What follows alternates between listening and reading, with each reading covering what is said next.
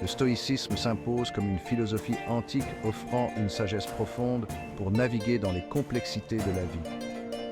Né à Athènes au cours du IIIe siècle avant J.C., cette école de pensée a résonné à travers l'histoire, guidant les individus vers une plus grande résilience, une plus grande tranquillité et un plus grand épanouissement. Sa pertinence durable réside dans son approche pratique pour faire face aux défis et aux incertitudes inévitables que la vie nous réserve.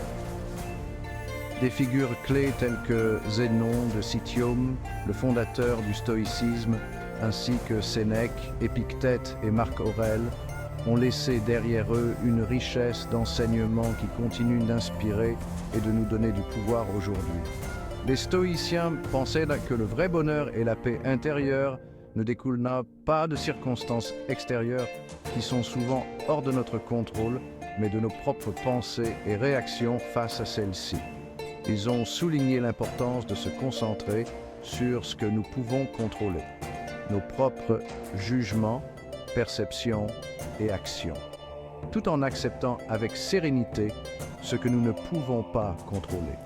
Cette philosophie ne consiste pas à supprimer les émotions ou à devenir indifférent au monde, mais plutôt à cultiver un état d'esprit qui nous permet de faire face à l'adversité avec courage, de faire des choix vertueux et de vivre en harmonie avec l'ordre naturel des choses.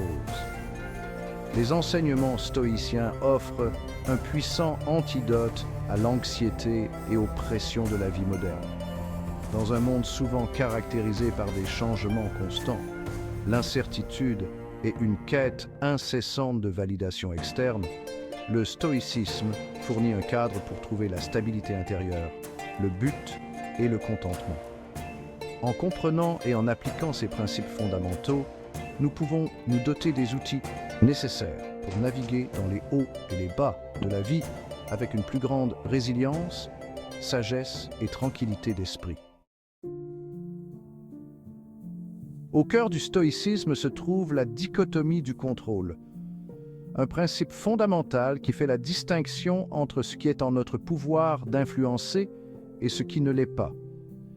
Les stoïciens croyaient qu'une grande partie de notre souffrance provient de notre tendance à nous attacher à des choses que nous ne pouvons pas contrôler. En reconnaissant et en acceptant cette distinction, nous pouvons nous libérer de l'anxiété inutile. Épictète a dit « Il n'y a qu'un seul chemin vers le bonheur, c'est de cesser de s'inquiéter des choses qui échappent au pouvoir de notre volonté. » Cela appelle à un changement de perspective, à une reconnaissance que notre véritable pouvoir réside dans notre réponse aux événements extérieurs. En nous concentrant sur ce que nous pouvons contrôler, nos pensées, nos actions et nos réponses, nous gagnons un sentiment d'agence et de pouvoir. La gratitude, pierre angulaire de la philosophie stoïcienne, implique de cultiver une appréciation pour le bien dans nos vies, qu'il soit grand ou petit. Il s'agit de déplacer notre attention de ce qui nous manque vers ce que nous avons, en reconnaissant l'abondance qui nous entoure. Dans son journal personnel, Pensée pour moi-même, Marc Aurèle, empereur romain et philosophe stoïcien, a écrit « Lorsque tu te lèves le matin, pense au privilège précieux que c'est d'être en vie, de respirer, de penser, d'apprécier, d'aimer. » Cette pratique de la gratitude quotidienne nous aide à apprécier le moment présent, à trouver de la joie dans l'ordinaire et à cultiver un sentiment de contentement. Les stoïciens croyaient que la gratitude n'est pas simplement un sentiment passif, mais une pratique active.